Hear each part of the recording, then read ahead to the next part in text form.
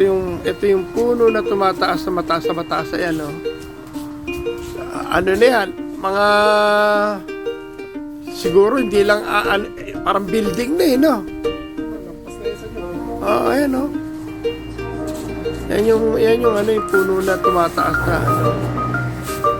Naglalaro lang, parang siyang pine tree.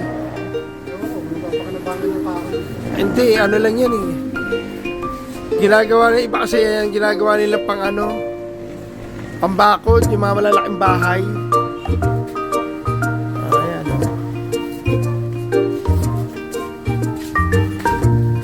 Tatanong sa amin, oh. Pas ano na.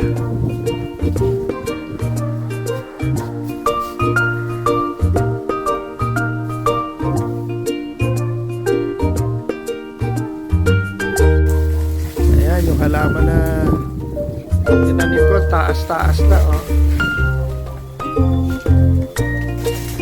Kasi magtatanim din ako ng halaman sa Bulacan, sa yun na gagawin namin bakod instead na ano yung ganyan, sabi ko sila sa Diyos ko yung gatong halaman, oh. Ako kasi yan tumataas yan eh, pagka umano yan eh, hindi ka na matatanaw dun eh. Tignan mo nga, oh. Hindi na kami tanaw.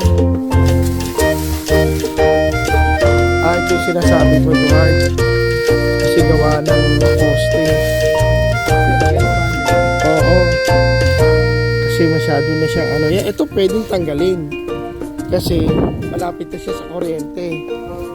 Yung ano yung puputulin, babawasan.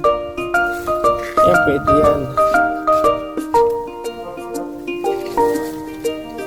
Kasi ano na yan, kuryente. Dati tinali ko lang ito eh. Buha ko ulit tali, gagano ko ha, babatakin ko siya papagano. Oo. Yan o, kapal ko. Oh, tinali ko talaga yan kasi gawa nga ng bumabagsak sa kabila. Sa sobrang taas na ba niya. Tamo, ang dami. Ano ang tawag yata dyan? Yung baging ba yun? Oh, sa gubat. Yan yung ano eh.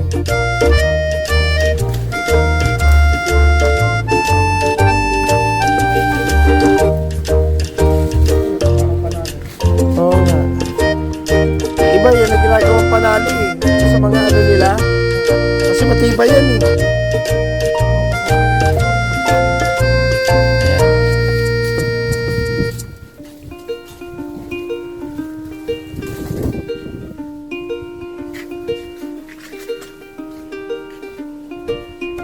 Lago na mga halaman na oh.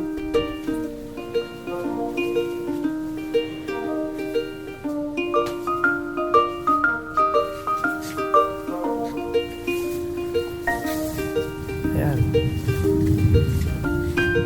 Ulan na naman.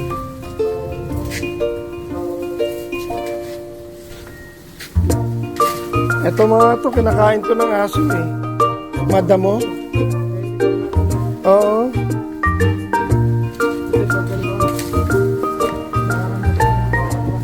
Oo, pwede na kainin yan eh. Ayan. Oo. Kaya nga. Tsaka yung maganda yung pagkadamo niya. Hindi ka mukha na ibang damo na para matatalas. Oo, ito hindi. Malambot oh. Maganda yung pagkadamo niya.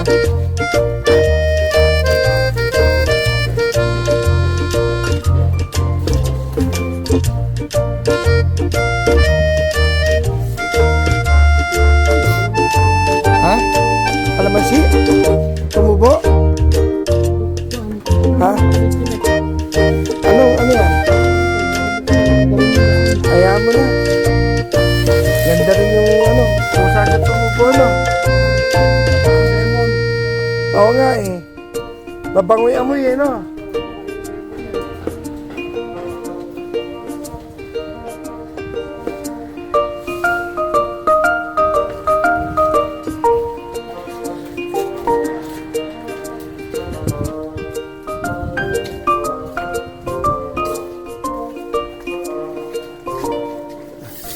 Ito na ano na yun kasi kumbaga sa ano yung ugat niya lumalaki na eh. Naghahanap yan na mas malaking ano yung paglalagyan.